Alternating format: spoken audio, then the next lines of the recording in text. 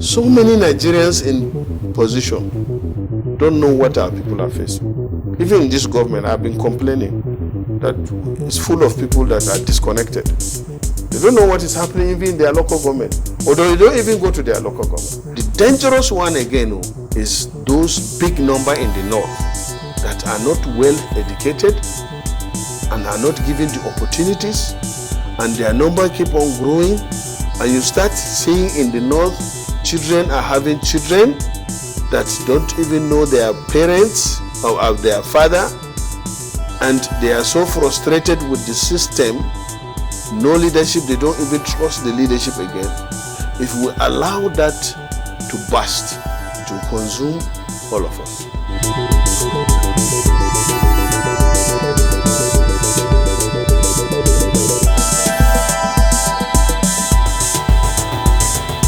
Well, I can only say it's maybe funny because this is a party that ruled this country for 16 years and is virtually responsible for all or most of the problems that the APC is battling to solve. And they are talking about coming back in 2023. Yeah, there will be election in 2023, but I don't know what they are going to tell the public or the Nigerians in order to vote them back. So we'll wait and see. But definitely you know that it was PDP that ruled this country for 16 years. And we started with the problems the PDP left.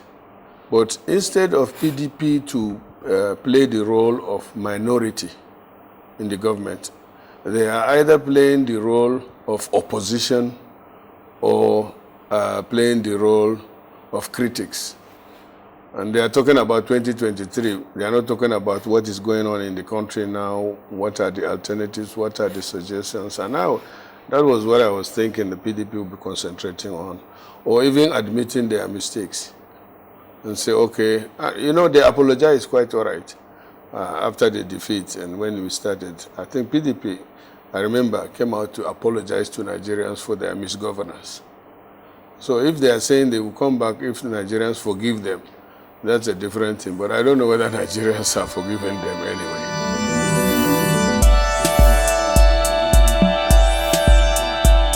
Well, it's in a relative term, it depends on where I look at it. But generally, to me, especially somebody is coming from the Northeast, I know where we were when the PDP was at the tip of leaving the office. In 2014, August exactly, my hometown was taken over by Boko Haram and declared as the headquarters of their caliphate. And they stayed there for 6 months until the government of President Muhammad Buhari came in, and that is APC, that drove them out of my local government. As at then, in Borno State, 22 of my local government was under Boko Haram occupation. And until recently, you cannot move to anywhere outside Maiduguri without escort. But this situation is improving. And even recently, you could see that Boko Haram, many of their soldiers are surrendering and giving up. So you can see the situation clearly that when PDP left, they left us in a very bad shape, and now we are better off. But the honest thing about it is banditry was not there when we took over. Now, banditry has taken a new dimension in the Northwest, but the government is up to it. If it is for political blame, do we now say that this banditry is because PDP is desperate to come about, they are responsible for it? No. We don't do the passing of the buck game as they did. You know what happened to even myself? When I was very critical about the way PDP government was handling Boko Haram, they say, oh, this is the sponsor of the Boko Haram. And they left the sponsor going to court to go to Chad and look for somebody and spend a lot of money. So this thing is, it's not something that I really want to be talking about always. They know the truth. They know the truth. This government, for one, what they were looking to have is the APC government is committed to making a better Nigeria. We have a president that is so committed. We have a president that nobody doubts his integrity. Nobody doubts Buhari's sincerity. We are a human being, we cannot be 100%. But when you have a president that is honest, that is dedicated, that is nationalistic and patriotic, then you are halfway to.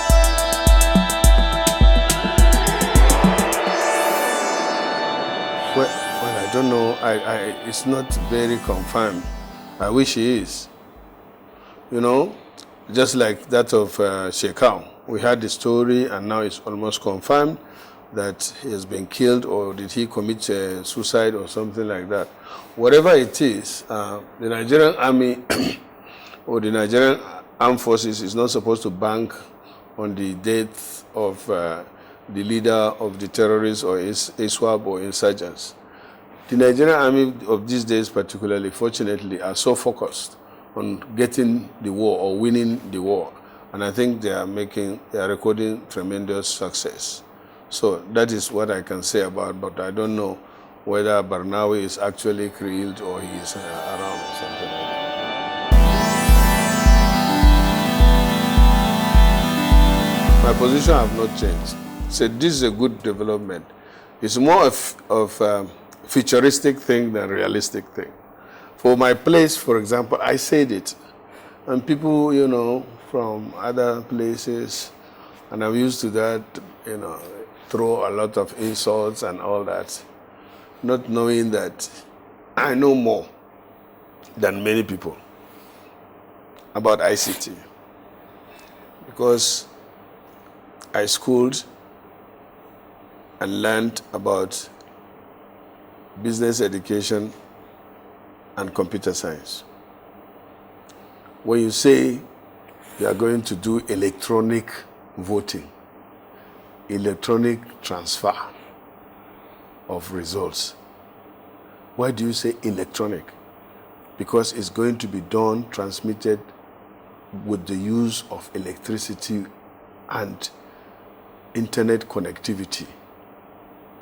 All I'm saying is that there are some places, especially my senatorial district, we don't have light as I'm speaking to you now in Borno State for the past 8 months. The transmission system of the various service providers have been destroyed by the Boko Haram. And it's going to take years before we get back to where we were. Now, if you say you are going to do election in my place electronically, it means you are deliberately going to de-enfranchise my people. And the Constitution says that every Nigerian of 18 years old has the right, not privilege, to cast his vote, and his vote should be counted. All I'm saying is, yes, if we are ready for electronic voting, why not? But I'm saying this again, as a representative of the people from Borno, and specifically Southern Borno, we are not ready. We don't have the facilities. As I'm speaking to you now, I cannot pick my phone and call somebody in my town. I cannot call my sister who is there. I cannot call my emir who is there. I cannot call some of my friends until they go to a specific position. And some of them are even using the service provided by the service providers in Cameroon. We use MTN Cameroon in Goza. Go and check it. So that's why we say, yes, for the places that is convenient that you can do the transfer, why not? You can do it electronically, is faster, why not? But I begin to suspect, as I said, I won't change my position. Even in developed countries, They resort to manual voting. You go there, vote. Yeah, you can see Germany, UK, all this. They go there, collect ballot paper, put their hands where they want, fold it, go and drop it in the box. Why are you insisting? And the common dispute here, it is more of PDP that is clamoring for this electronic voting. And it becomes more suspicious. Because the last election, the other presidential candidate has his own server and he declared himself as a winner. Isn't it? And when the votes that were manually counted there is, and besides, the important thing is that the vote should count. The credibility of an election does not depend on the method of transmission. And in fact, the electronic system is more susceptible to manipulation than the manual one. You can see what happened in America. And the system, even the Pentagon system is hacked. It's under threat from time to time. So why are you insisting on something that can be exposed to being corrupted? That's why you say computer is corrupted. But your hand or your manual cannot be easily corrupted.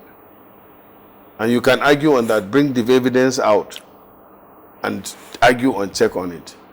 So I still stand by the resolution of the Senate, last one, that yes, electronic voting can be conducted, but it must be the connectivity and the possibility must be confirmed by the National Communication Commission and approved by the National Assembly. I hear some people talking all this, which is normal, saying that the National Assembly doesn't have right to.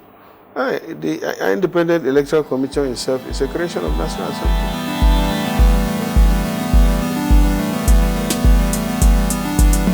There is no election that there is no rigging. You can quote me on that. But you don't rig where you are not popular. You understand?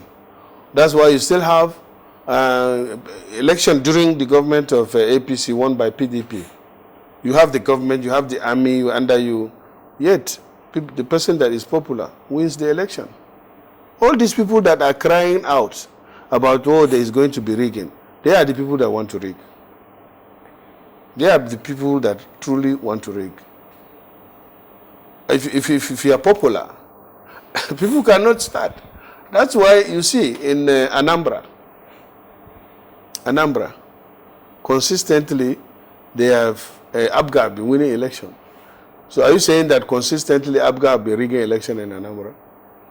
There are some states that consistently, since the coming of this our democracy in 1999 to date, PDP been winning the election there. There are some states in the north, and especially I came from the APC, APP, what we call, All People's Progress. We started with, I think, 13 states in 1999. Then PDP took over some of the states. It went down to even 3 states at one time. We had a merger of various parties, and then APC won some states.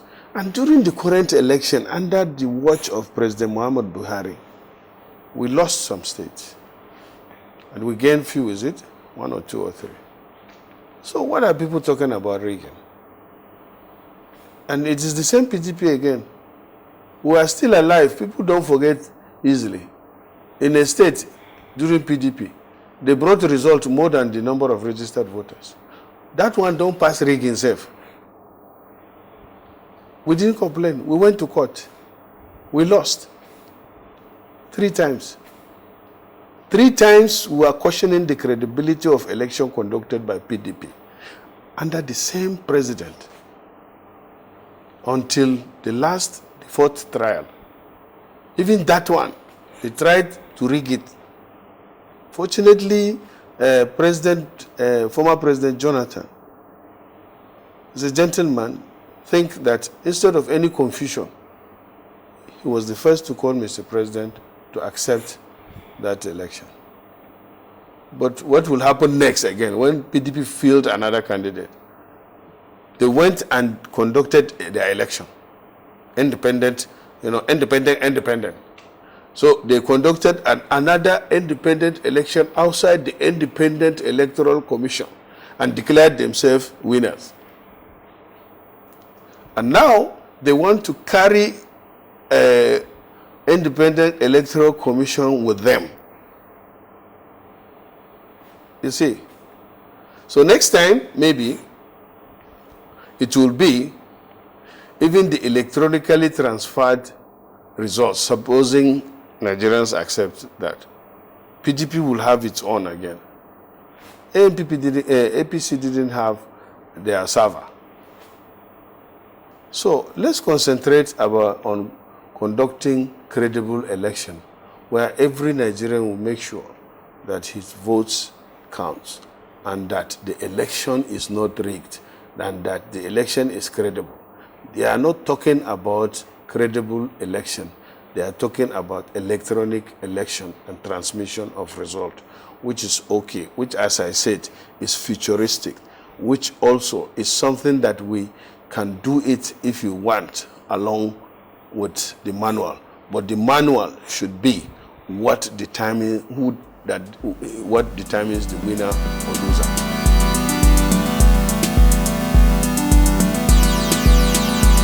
Well, I have some friends in PDP.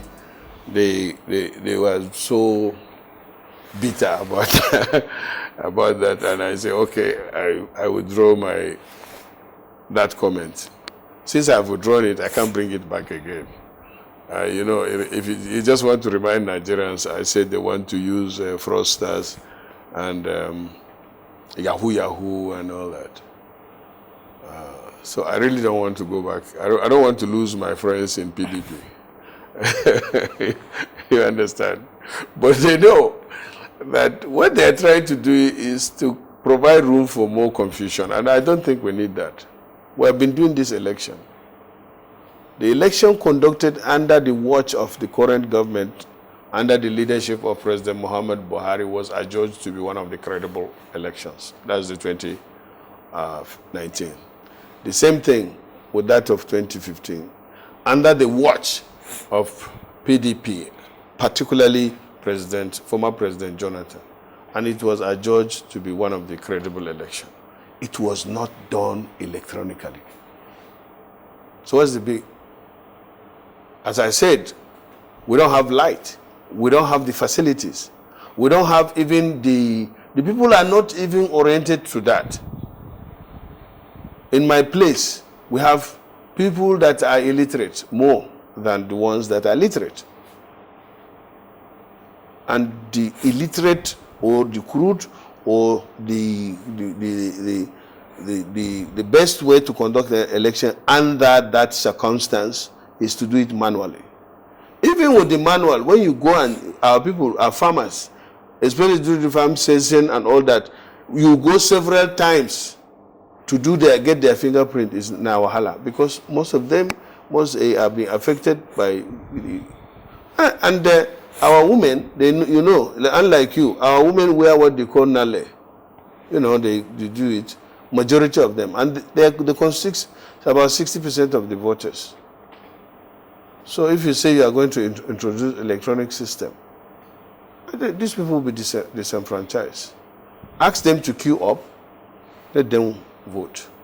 In fact, the best way, as far as I'm concerned, is to ask all the qualified electorates in polling units, because the polling unit, INEC itself, has, created more polling units. If a polling unit has more than 500 registered voters, you create another polling unit, isn't it? So what's wrong with queuing up 500 people and let everybody go and even, let them be counted there and then?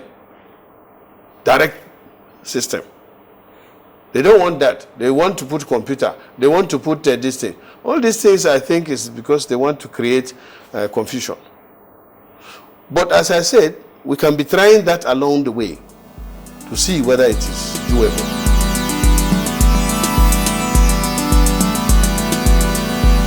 Who are the Nigerians talking about this restructuring? If you see, these are people that just pick up themselves the leadership without mandate. Why do I say so? You see, you have the House of Assembly, you have councillors at the local government level or even the ward level. Then you have the State Assembly. These are the people that are constitutionally saddled with the responsibility of making the laws. You understand? It's not just somebody that will come up and say he's an IPOP leader and that he's leading Biafran, this thing, insulting people anyhow and doing it childishly and then threatening people and all that. We did not get this country through threat or even fight. Our forefathers sat down, negotiated every time they go and hold meeting in London, in the Lagos, and then before they come up with and agree on what Nigeria is all about, even our independence. You can't just have people coming out to be insulting people and then calling people names. It's not done like that. We have the due process. We have a system. We have a constitution that is binding on all of us. You can't throw that constitution just like that. The constitution is being reviewed. They elected us as their representative, and we are saddled with the responsibility of amending the constitution. And you can only divide the country or do whatever you need to do through a due process, and that is by the law. And we are the lawmakers. Whether we are good, bad, and all that, we are the people that legally and constitutionally represent the people. So, for me, if there is going to be restructuring, it has to be done constitutionally. Okay. And they are talking about nobody is dependent on anybody. We are all dependent on God. And God, Nigeria is God's creation. So nobody will just start talking the way others are that they don't want this, we northerners and all. Even in the north, in my own local government, we have 12 or more different languages, tribes. You go to Cross River, it's the same thing. Then you are always trying to divide Nigeria on the basis of 3 tribes, Hausa, Fulani, Yoruba, and Igbo. In fact, if you put the other minorities put together, you put Igbo, Yoruba, and Hausa, Fulani, we are more than them. I'm from the minority. Because I'm wearing Agbada and all that, people will say Hausa man. I'm not a Hausa man. I said it several times. Or they will say Hausa Fulani. I'm not a Fulani man. I can't speak Fulani. My father does that. Even my Hausa is no good. And then somebody from Southeast, who is he called Kanu, will come out and be insulting everybody in the name of Biafra. It's very unfair and it's very irresponsible. And then you come and hear another guy from Southwest. He called himself Sunday Ogbogbolo or what to call it. And then he was talking, and then people will stand up. This is what worries me most. We have the Obasanjos, we have the Owolowos, even now we have the big people, intellectuals in the Yoruba land. Our vice president is a professor of law. And you have so many Yoruba elders, so many Yoruba Obas. These are leaders. And here you allow somebody just like that to come and be leader of what? And to come to say they are agitating for what? But fortunately, the governors are coming up these days. The southern governors are clear. The leaders are clear. Obasanjo made a statement that Nigeria remains one. But yes, what is bringing all this problem is because there is injustice. There is inequality. And all this, who is responsible for this injustice and inequality? Everybody is involved, especially the elites. Right? The leaders are united in terms of reaping Nigeria. Go and see any multinational company in Nigeria. You'll find a Yoruba man, Igbo man, Hausa Fulani, sitting on the board as friends. They dine, wine together. The people that you hardly find is us, the minorities and the poor people. You understand? And they are confusing us, the minorities and the poor ones. So, for me, for restructuring, if need be, it's not through the gun, barrel and gun. We didn't get Nigeria by use of barrel and gun. And then we didn't get our independence through barrel and gun. Oh, we did it through negotiation. And I think Nigerians should talk, and the leadership should talk to the people. I mean, we, the representatives, should have access to the people and, take care of certain. Let me tell you, if there is no corruption and there is no failure of law and order, and there is no injustice and inequality, people will not be talking about all this. So there is also a leadership gap that needs to be addressed.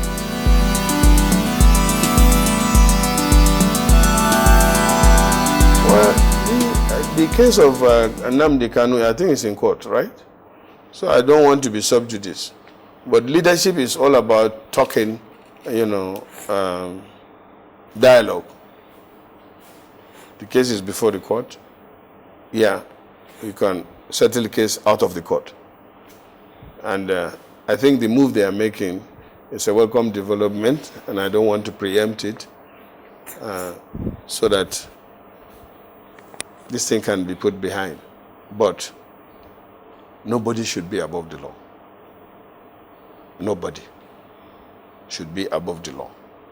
If we tolerate that kind of a thing, this country will come to one day somebody will announce himself as the president of the country, and just like what Boko Haram did to us, and what some thugs are turning themselves into, intimidating leadership, legitimate leaders and rulers, disrespecting our institutions, like the traditional rulers. So anybody that can mobilize thugs and all that can now come and bring himself up to create a government within government. That should not be accepted. But talking and negotiating and agreeing and forgiving is normal.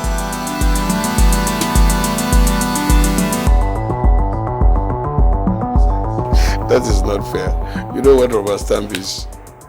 I don't think we are that, I agree that in our bid to effectively or smoothly work with the executive, the National Assembly, or the 9th National Assembly particularly, has been doing everything or whatever the executive does. And it has, created some suspicion and even leading to what you are trying to call me now. Look at me, older than you, and say I am rubber stamp.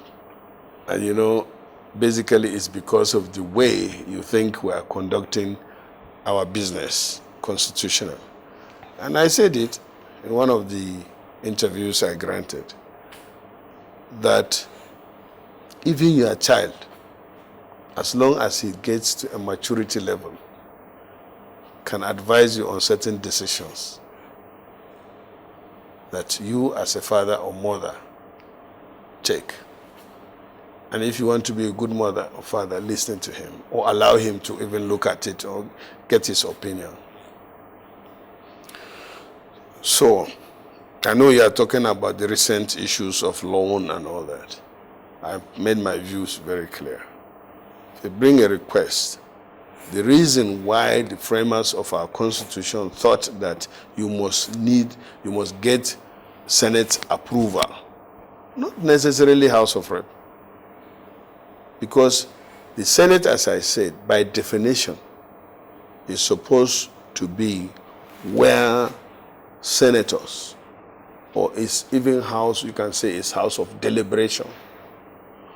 When something like this comes before them, they deliberate on it extensively, get experts' opinion, then take a decision that is good for the country. But the issue we are having in Nigeria these days is because government have been personalized. And to some extent, in some places even privatized. So, if you personalize government, you think, the president is President Muhammad Buhari, and you as Ndume, who is a senator of APC, you are not supposed to argue. Anything Buhari brings is good for Nigeria. Yes, it may be so, but Buhari is a human being, and he's not perfect. And again, two heads are better than one. So if president think, let us borrow so amount and this, and he brings it to me to say, take a look at this thing and see whether it's okay, then I can go ahead. That is what the Senate is asking the Senate. Look at this loan that we want. We want to take this loan. Please look at it and then approve. We take that loan. Remember, all this loan, all this decision that the president is taking, it's not personal to him. Then why should you personalize it? If it is personal, he doesn't need to bring it to the Senate. So when he brings it, you put the personality aside. Look at what he is looking for this country. Buhari is not going to borrow money for himself. Buhari is not going to borrow money to do road for his house. Buhari is asking us to borrow this money to do certain things for Nigeria. And that is the way we are supposed to look at it. But others are saying, oh, it is Buhari that brought this. And because it will be like a slap in the face or disrespect, if we say, no, we don't need this. You look at it. If it is good, you say, yes, it's good for us. Let's go ahead and take it. If you have reservations from contributions from experts and all that, you say, Mr. President, we can't take this loan. The terms are not good. The payment period is this. We observed this. An expert told us. But look at it. Even the chairman of the Economic Advisory Committee has expressed the same reservations and feelings that I did. You understand? Salami said that, look, this piling of our debt burden is becoming too much. We need to be cautious. We need to be analytical. We need to look at it again. And that's what I'm saying. Borrowing is not a crime. And there's nothing wrong with borrowing. As for me, I'm guided by my conscience, the Constitution, and my religion. So let me tell you, even our prophet borrowed. So if a prophet borrow, you can't say borrowing is wrong. But you just don't borrow. I gave somebody that, for example, marriage in Islam is not compulsory. You marry when you can do it. So why would you go and borrow to marry? Especially if you cannot feed the woman. Or as I gave an example, you need a car, yeah, and you are a medium income earner. You need a car. And you can't buy the car with your salary. Or you can't even buy it until you save for 5 years. So why don't you borrow on good terms if you can get good offer and buy the car now and pay in 5 years than to wait for 5 years saving the money before buying the car. So that's what I'm saying. But if you borrow again and you are paying the loan and you're feeding your family and you can't afford to fuel the car to the extent that you have to borrow daily from a filling station, for example, to get fuel to run the car, and the documents you use to buy the car, you deposit it with the petrol station as a collateral. That, to me, is not wise. So all these analyses are the things that we should do as a Senate and in a wider perspective, involving experts, carrying the people that we represent along. Because it is Nigerians now that are shouting all over that don't borrow, you are borrowing too much. And no, but when you carry them along, especially this recent borrowing, has already been captured in the medium-term framework that has been approved, the external borrowing from 2018 to 2020. So it's not something that is done outside. It's something that we looked at it before and we approved that it should be borrowed. And now he's saying now, okay, this is the borrowing that we want to do out of the borrowing plan. Please approve it. What does it call for? For us to look at it again. It would be unfair if we just say, oh, okay, just go ahead, while Nigerians are saying no.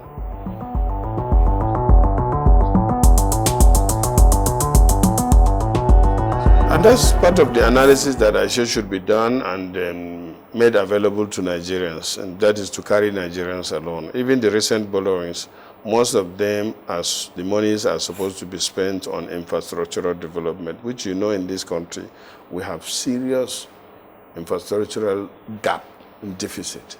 There are no roads to most of the cities in this country, not to talk about villages. There's no electricity in most of the rural areas. There is no railway to most of the states are not connected from the south to the east, from the north to the west. And that is what this administration is trying to do. And to be fair to the president, to President Muhammad Buhari, all or almost most of the borrowing money is channeled towards infrastructural development. And they have a list of them. In fact, even the approval that he brought came with details of what they would do with the money. Nigerians are not looking at that. They are saying, just say, no, borrowing, the borrowing is too much. Yes. The borrowing is too much. The service, debt service rate is going up. Now the Senate is supposed to come in. The president brought it. Nigerians are talking. Then the Senate is supposed to be the stabilizer. Here the executive that brought the request for approval. Here the public and their outcry that no, don't put on more burden on us and our children. Then we reach a conclusion. There should be a thorough public hearing. We should engage experts to analyze the situation. We should engage the Presidential Economic Advisory Committee that have already started expressing reservation. The President is bringing in requests, and the Advisory Committee is expressing reservation. You see, that even calls for caution. That also calls for more analysis. Bring the Advisory Committee, and those in the Executive DMO office, DMO are even saying, it's too much, and yet the president, it is you that advise the president, and maybe even wrote the request. And you are going to one side to say, it's too much. But if we are comfortable and we can take it, why not?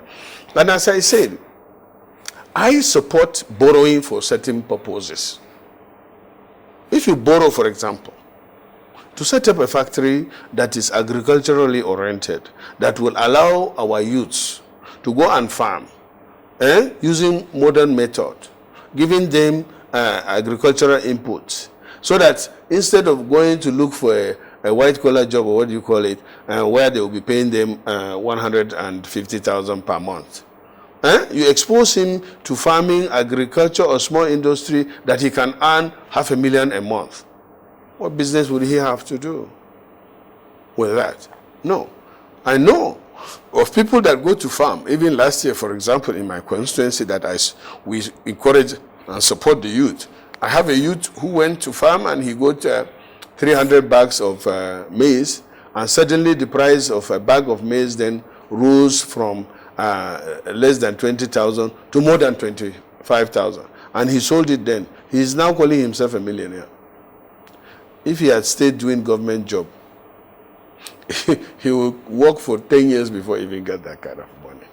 And our youth, if they have this opportunity, you will see them, buying into that. So if you have to borrow money to put into agricultural development, into manufacturing, into, building roads, and those roads you can put toll gates for people to pay their small money, they will be willing to do that gladly. In fact, they will not complain. In those days we had toll gates. Nobody ever complained or demonstrated.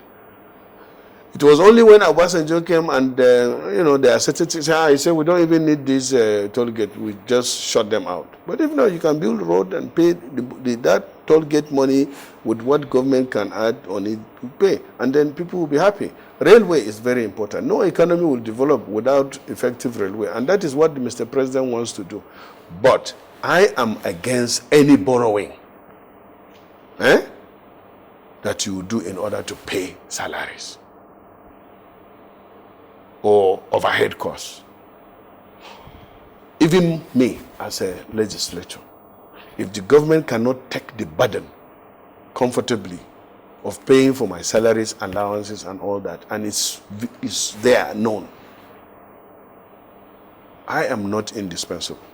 And that's why I say sometimes that if need be, you can shut down the National Assembly or make it part-time or pay as you earn, or you call it, or daily pay. You can turn those into daily pay. If you come and sit, you pay allowance and salary for that day. The same thing with workers. We are spending a lot of money last 2 years with the advent of this coronavirus. And I really don't understand it. Last time I talked, and people started shouting on me, and I kept quiet. But then I maintained my position. How come your overhead is going up when people are not working? How come you are paying people and they are working from home? How come you are paying legislators and they are not sitting? How come is the overhead cost of running a government increasing and the number of employees is not increasing? And the salaries is not even increased. So these questions are the questions that Nigerians are supposed to be asking, or even the legislators.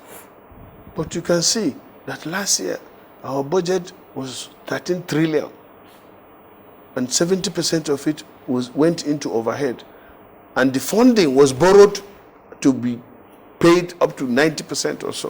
Why? People are working from home, and all those movements like fueling vehicles and all, nobody is moving. Everybody at one time was shut down. Yet that cost is going up. Nobody is asking questions. So these are the things that Nigerians are supposed to be asking, not from us, but from those that are spending the money. So next time people will start on even this program and say, okay, you are a senator, what are you doing about it? What am I going to do? We are not working. You can't go to the ministry, the workers are not there. So how do you do oversight? In fact, at one point, because of Corona, you can't even move from one village to another, from one town to the other, isn't it? Airports were shut down. Yet the cost of governance is going.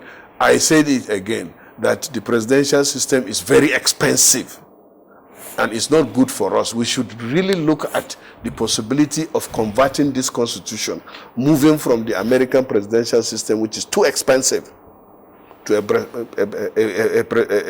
parliamentary system.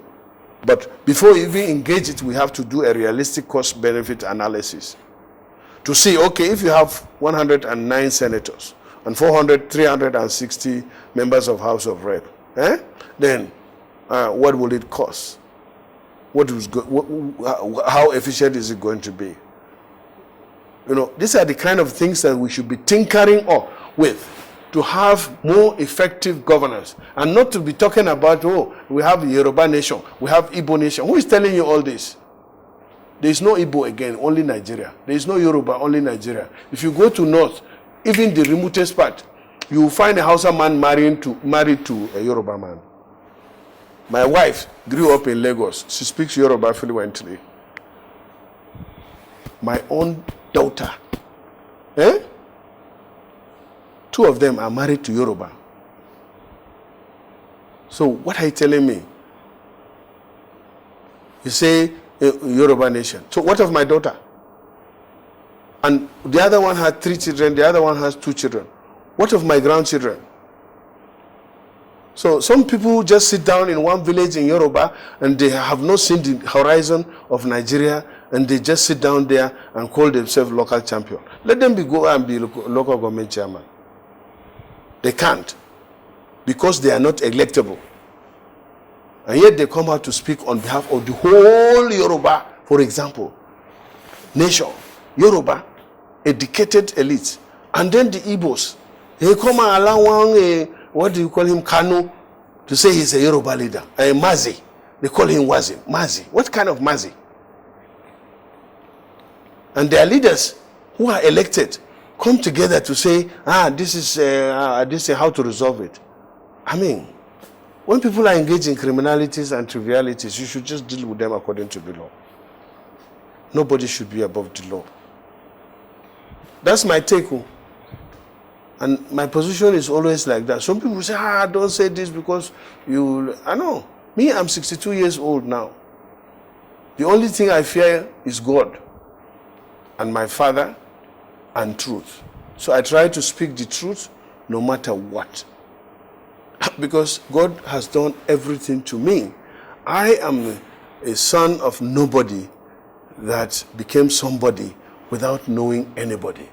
So if I am a grateful person, I should thank God for who I am. And I think what God wants me to do as a Muslim, as a senator, as a son of poor man, is to speak on the behalf of the people that I represent, that is the poor people, where I come from. When some people are talking about going to school without shoes and all that, we come and ask us. That is the system we went through. We thank God then there was government that is generous, is responsible, and that's why we have been able to go through public school. That was good then.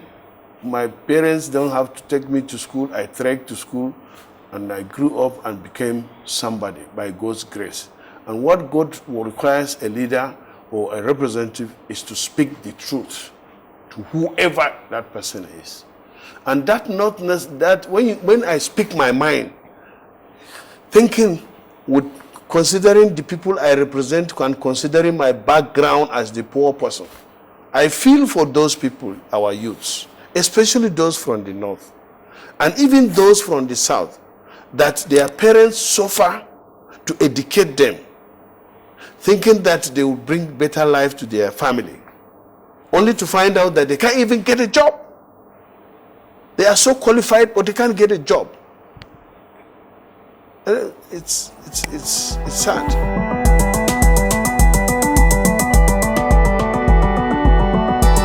All the parties in Nigeria are built on just platform, not truly parties. Not parties built on ideology, So people find it very convenient to change parties because it's more of a platform than a party. That is one. Two, when you say people are defecting, people are not defecting. Defecting, but in the sense that people are moving from one party to the other, and the only party they are moving to is APC, isn't it? If you can't beat them, join them. So it seems PDP have realized, or most members of the PDP have realized that they can't beat us. So the best thing is to join us. And I have said this several times, that if you want to achieve something, join the people that are in charge. If you want to fix something, if this is a house, and you have the right to be in the house, and you think there are certain things that need to be done in the house to make it better, you can't do it outside. And since nobody stops you from getting in, why don't you come in? And I think that is what is happening. People think that, well, let's join the majority party or the ruling party or the governing party so that we can do more for our people, so that we can be part of the government in the center. And so many things are happening at the center. And I think that is it. So it doesn't matter. It doesn't touch on the concept. I know you are talking about recent defection of governors, even my friend Fani Kayode, despite the fact that people are criticizing him. No. When you see a better alternative, why not? And I think he is right to have done that. change your party. And he is the type of person that he has already said that, look, I am not aware of these things before. I was misled. Because most of the information Fani Kayode was fed to take action or say or do what he was doing was not, he did it out of, I don't want to say ignorance, but out of misinformation. We interact very closely. We argue on certain things. And a smart guy is somebody that can change his mind. So he did that.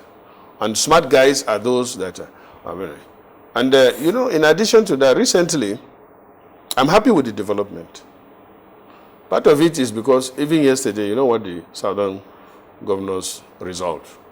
They said that the presidency of 2023, in fact, they used this word, must come from South. And even before that long time, I said in APC, it is only fair for us to keep to our unwritten understanding or maybe even agreement. In 2015 or 2014, preparatory to 2015 election, APC in principle zoned the presidency to the north. That was why only one person contested for the presidency, Rochas. Even with that one, he was holding his gubernatorial ticket in his pocket or by a proxy, that is his in-law, while he went to try that one. And you see the result. Even in Southeast, he could not win because there is this understanding that the president should come from the north. And Buhari was not singled out. He contested against Atiku, late Ndazaya, Kwankwaso. I think the four of them contested. So it is in 2023, in APCO, it is only fair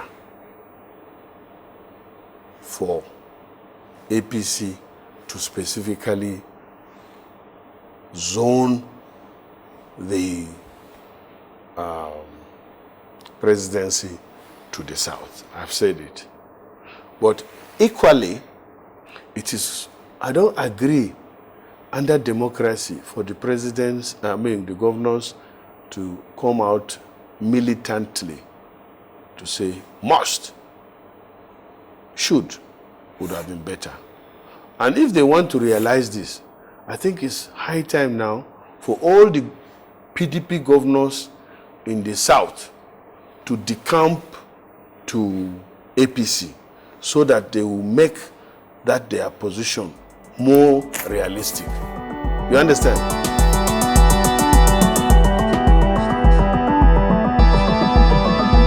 Well, he has the right to do that if he wants.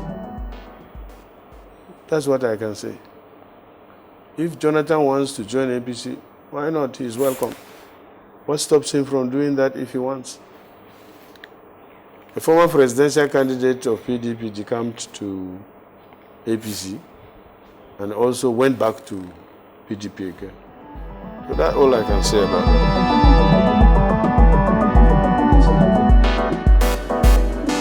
Honestly, I'm worried about it.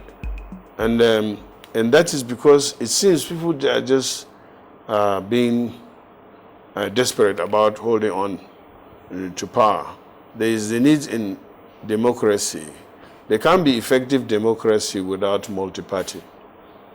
But I want to tell you that the opposition can only be weak, but I don't think Nigeria will be a one-party state. Do you know that now we have, some people went to court and the case is still sub judice? That's why I want to, some people that only have the name are insisting that they are a party. You understand? They don't have office anywhere. And we have over 90 of them. So do you think Nigerians will agree to one party? No. There are two parties with one exception. That's ABGA, right?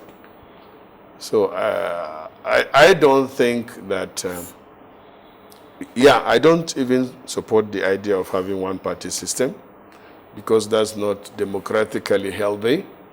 But I don't think Nigeria will go into a level where there will be one party. I don't think so.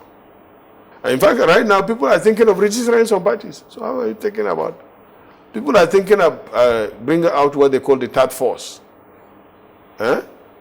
And then there is, even before, there is the fourth one, force. And we are the fourth force, the minorities. In those days, we were talking about the fourth force. So when people are talking about Hausa Fulani, Yoruba nation, Igbo nation, and we, the minorities that are scattered all over the country, and we form the majority. The Nigerians, these three groups, just ignore us and think we are nobody. Unfortunately, we cannot come together effectively. If not, if the minorities like us can come together in Nigeria, we'll just set aside, we'll defeat this Yoruba, defeat Hausa, defeat Igbo. Even in their land. In Igbo now, you go, they only have 5 states. Eh? The South have 6 states. Eh? And even the 5 states in Igbo, you still have minorities that are non-Igbos, isn't it? And they are claiming that they are Biafra. And they try to drag South into it without even their consent. You understand? The House of Fulani, anywhere we are in the north. You know, Benue, North Central. I don't think there is any state in North Central that is predominantly House of Fulani. But when you go to the south, they call us House of Fulani, including thief man who cannot speak Hausa. Huh? And so many tribes in the north cannot speak Hausa. My grandfather died, could not speak Hausa, doesn't understand Hausa. My grandmother didn't speak Hausa. Well, my mother speaks Hausa. My father, yeah. But there, up to now, in my own local government, you find people that cannot speak Hausa, that cannot speak Fulani, cannot speak Igbo or Yoruba. You know, I cannot speak Fulani. I can understand a bit of it. Even my Hausa is bad.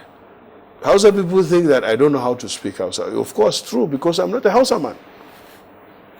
Yet an Igbo person there, they call themselves IPOP, will say monkey zoo and all that, and Hausa people and the Hausa Fulani. They call me that. The same thing with Yoruba. If you go there, they call you Malam. And there are so many Christians in the north. Even my mother is a Christian.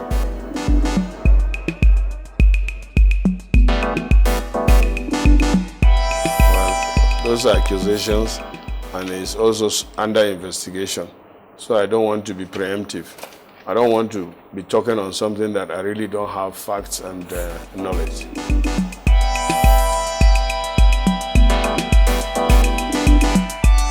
No, you know, this hit and run things, especially with the bandits and insurgents, it's not something that you can eliminate completely. You know, bandits suffered a lot of casualties these days, especially when the heat was so much on them by the Nigerian military, especially in Zamfara, and it's alleged and it's all over. You have seen it, they are running away, running helter-skelter everywhere. So this isolated case, I would call it, is very unfortunate. And I was with the Army recently at the headquarters for oversight, official visit, and I told them that the Army has to be Army. These bandits, with the recent equipment that they have and all that, and the numbers that they are building up, they should deal with them appropriately and ruthlessly. For example, those bandits that attack that formation or base should be chased and disseminated or eliminated. I don't know the language that they're using. Or if those that surrender, you can arrest them, then you bring them to book, and their justice should be dispensed with efficiency and immediately, you know. So it's unfortunate. if you look at if you see the incidents, you know, it's an isolated one, and we sympathize with the families of the lost ones. But this should not discourage the Nigerian army, and in fact, it should make them to go after more to make sure that those that did this are brought to book.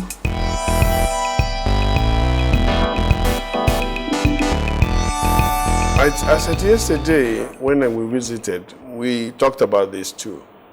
And the army are in their pursuit. And you know, the vast land there, yesterday, the NDA you know before, and the NDA you know now. This NDA, new NDA, has over 6 kilometers perimeter around.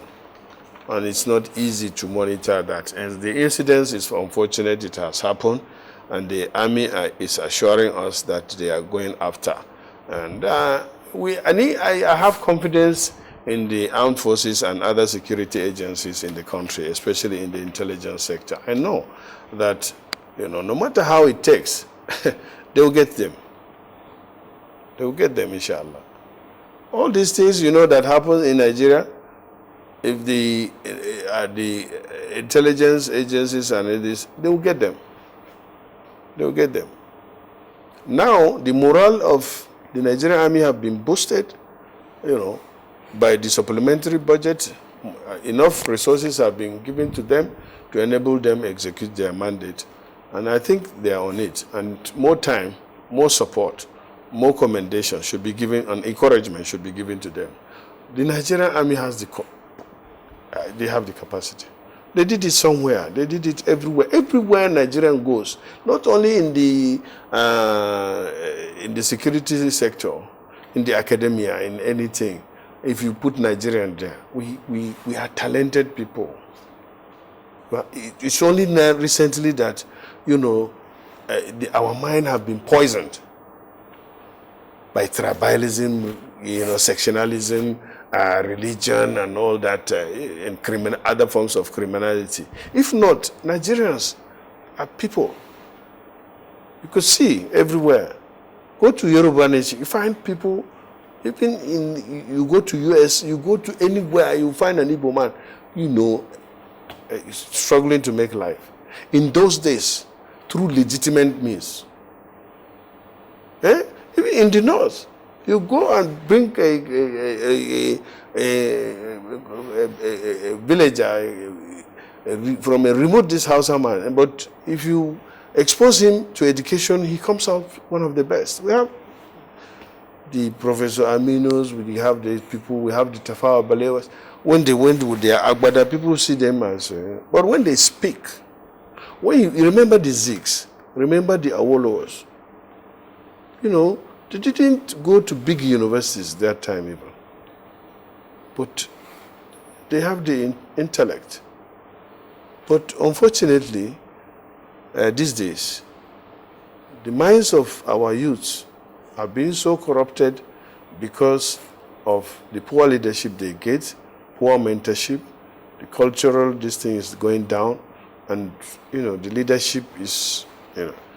So, but now that we realize that going through that direction will not help us, I think it's high time Nigerians know that if we go back to the line of unity as a united Nigeria, bounded by our differences, will help us move forward.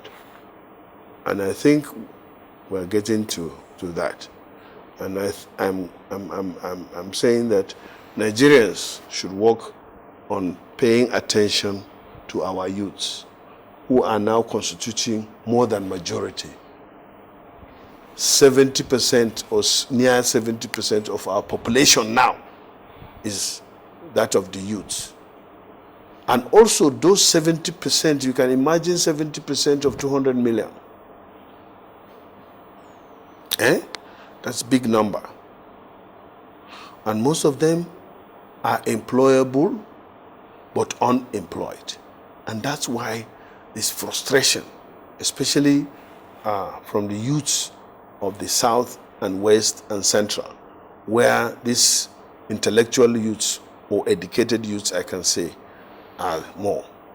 But the dangerous one again is those big number in the north that are not well, or are even that are not educated and are not given the opportunities, and their number keep on growing, and you start seeing in the north children are having children that don't even know their parents or their father, and they are so frustrated with the system, no leadership, they don't even trust the leadership again.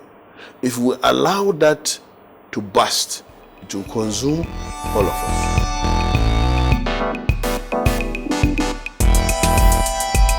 Well, the humanitarian ministry, the Northeast Development Commission, the Refugees Commission, the international, in some places the international NGOs are doing coping. But as I said, now the challenges we are having in the Northeast, Northwest, and North Central and Southeast, and to some extent Southwest, is going down. It's now high time for the government to pay more attention to empowering, resettling, relocating, reconciling the people that are affected by all these various crises. The humanitarian crisis in the Northeast particularly is scary, and something needs to be done, not only by the Nigerian government, but even in that case, we need to find a way of resolving it. And that, brings me back again to the issue of the loan. Supposing tomorrow the president is saying that we have a country that is willing to borrow us money to build houses and resettle these are displaced people, would you say we shouldn't? Especially we don't have the money to do that. And then we have a country that will say, okay, we are building houses, locust houses, but these are poor people. We resettle them and they start paying back small amount of the money, if it is 5 million for the house, for one house, and they start paying after 5 years, and they pay, so that means we have a honorarium of 5 years. They start paying after 5 years when they have settled. If we can get this money, shouldn't we go for it? So this is what I was talking about loan. Loan is not a crime, loan is not bad, but it depends on what you are borrowing for, how you are going to pay, what are the terms. So this issue of IDPs is a very serious matter. And I'm happy that the government is worried about it and is willing to do something, especially Mr. President. Anything you ask, he has a real soft spot for the conditions and worry for the conditions our people find themselves in. But as I said, so many Nigerians in position don't know what our people are facing. Even in this government, I've been complaining that it's full of people that are disconnected. They don't know what is happening even in their local government, or they don't even go to their local government. And they are appointed because they are from that state or the local government in a political dispensation. And they don't connect. They don't go home. Their families are living abroad. All these people are the ones that were shouting that they should not be in the government. It's government of the people, for the people, and by the people. Who are these people? The people that are with us. Not the government of some people, as it is now. And as I said, they go into government again to almost personalize, or in some instances, even privatize the government. They talk about their friends, only family and all that. That's all they know. And I think that is where the problem is. We have a president who is so committed, but we have so many of his people around him that even don't know him. And you don't run government like that. And that's why we have this snag. And people think, there's... Well, if you go and list out the projects that this government did in the 6 years, PDP did not do it in the 16 years. But now they come and shout, price of dollar has gone up. Oh, petroleum has gone down. Oh, order. But if you look at it, the bottom line is availability. Well, who buys the dollar anyway?